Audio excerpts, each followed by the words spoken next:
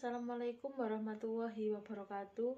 Saya Erna Sofi Indrawati, NIM 200401140092 dari kelas 2020B yang diampu oleh Bapak Ludovicus. Jadi, video ini bertujuan untuk melengkapi tugas mata kuliah Pendidikan Kewarganegaraan. Tugas kali ini adalah tugas mereview materi yang telah diberikan oleh Bapak Ludovicus, yaitu materi tentang wawasan Nusantara. Wawasan Nusantara merupakan wawasan nasional atau nasional outlook bangsa Indonesia. Sebagai konsep, wawasan Nusantara dapat ditelusuri secara terminologi maupun etimologi. Sebagai contoh, pengertian terminologi menurut para ahli atau tokoh dan lembaga mengenai istilah tersebut. Tokoh atau lembaga Wan Usman mengatakan wawasan Nusantara merupakan cara pandang bangsa Indonesia mengenai diri dan tanah airnya sebagai negara kepulauan, dengan semua aspek kehidupan yang beragam. Wawasan Nusantara bisa dibedakan menjadi dua pengertian, yakni pengertian etimologis dan pengertian terminologi. Secara terminologi, kata wawasan Nusantara berasal dari dua kata, wawasan dan Nusantara. Wawasan dari kata wawas atau bahasa Jawa yang artinya pandangan, sementara kata Nusantara merupakan gabungan kata Nusa yang artinya pulau dan antara. Kata Nusa dalam bahasa Sanskerta berarti pulau atau kepulauan, sedangkan dalam bahasa Latin kata Nusa berasal dari kata Nesos yang berarti semenanjung. Bahkan suatu bangsa, maka kata Nusa juga mempunyai kesamaan arti dengan kata nasional dalam bahasa Inggris yang berarti bangsa. Kata kedua yaitu antara, memiliki padanan dalam bahasa Latin in dan terra yang berarti antara atau suatu kelompok. Antara juga mempunyai makna yang sama dengan kata inter dalam bahasa Inggris yang berarti antar atau antara dan relasi. Bisa ditafsirkan bahwa kata antara mempunyai makna antar atau antara relasi seberang atau laut.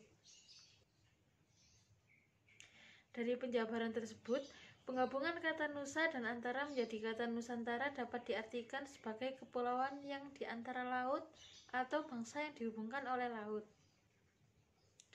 Kata Nusantara sendiri secara historis bermula dari bunyi Sumpah Palapa dari Pati Gajah Mada yang diucapkan dalam upacara pengangkatan sebagai Mahapati di Kerajaan Majapahit pada tahun 1336 Masehi, yang tertulis di dalam kitab Marathon. Penamaan Nusantara ini didasarkan sudut pandang Majapahit atau Jawa, mengingat pada waktu itu belum ada sebutan yang cocok untuk menyebut di seluruh kepulauan yang sekarang ini bernama Indonesia dan juga Malaysia. Nusantara pada waktu itu diartikan pulau-pulau di luar Majapahit atau Jawa. Dalam kitab Negara Kerta Agama Karang Emputan Tular, arti Nusantara ialah pulau-pulau di luar Jawa dengan Majapahit sebagai ibu kotanya. Pengertian terminologis, wawasan Nusantara pandangan bangsa Indonesia terhadap lingkungan tempat berada, termasuk di lingkungan bangsa Indonesia sendiri. Meskipun nampak bahwa bangsa Indonesia itu sendiri dari keberagaman suku dengan latar belakang berbeda. Jadi, bangsa Indonesia memandang wilayah yang ada di dalamnya sebagai satu kesatuan. Itulah esensi atau hakikat dari wawasan Nusantara. Hakikat atau esensi wawasan Nusantara adalah persatuan bangsa dan kesatuan wilayah.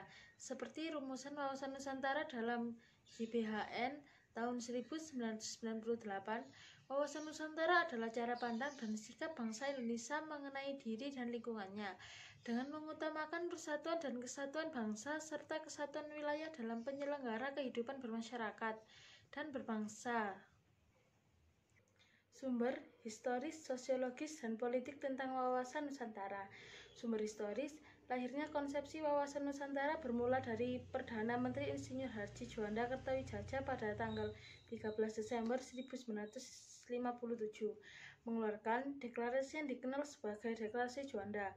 Isi pokok deklarasi ini adalah bahwa lebar laut teritorial Indonesia 12 mil yang dihitung dari garis yang menghubungkan pulau terluar Indonesia. Wawasan Nusantara pada awalnya dikenal sebagai konsepsi kewilayahan berkembang menjadi konsepsi kebangsaan. Artinya, Wawasan Nusantara tidak hanya berpandangan keutuhan wilayah, tetapi juga persatuan bangsa. Bangsa Indonesia dikenal dengan sebagai bangsa yang heterogen.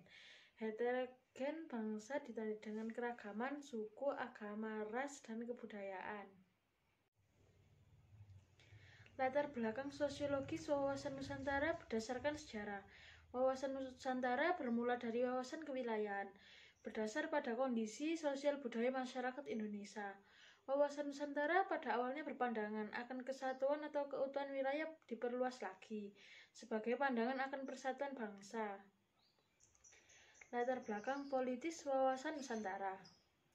Kepentingan nasional itu merupakan turunan lanjut dari cita-cita nasional, tujuan nasional, maupun visi nasional. Cita-cita nasional bangsa Indonesia sebagaimana tertuang dalam pembukaan Undang-Undang Dasar 1945 Alinea 2 adalah untuk mewujudkan negara Indonesia yang merdeka, bersatu, berdaulat, adil, dan makmur. Sedangkan tujuan nasional Indonesia sebagaimana tertuang dalam pembukaan Undang-Undang Dasar 1945 Alinea 4, salah satunya adalah melindungi segenap bangsa Indonesia dan seluruh tumpah darah Indonesia. Visi Nasional Indonesia. Menurut ketetapan MPR nomor 7 MPR 2001 tentang visi Indonesia masa depan adalah terwujudnya masyarakat Indonesia yang religius, manusiawi, bersatu, demokratis, adil, sejahtera, maju, mandiri, serta baik dan bersih dalam penyelenggaraan negara. Bangsa Indonesia sebagai kesatuan yang memiliki keunikan, yakni yang pertama yaitu memiliki keragaman suku, sekitar 1128 suku bangsa.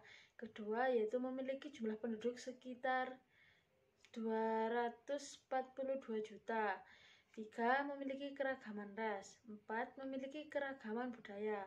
Kelima, memiliki keragaman kebudayaan sebagai konsekuensi dari keberagaman suku bangsa. Sekian review materi dari saya. Bila ada salah kata, saya mohon maaf yang sebesar-besarnya. Wassalamualaikum warahmatullahi wabarakatuh.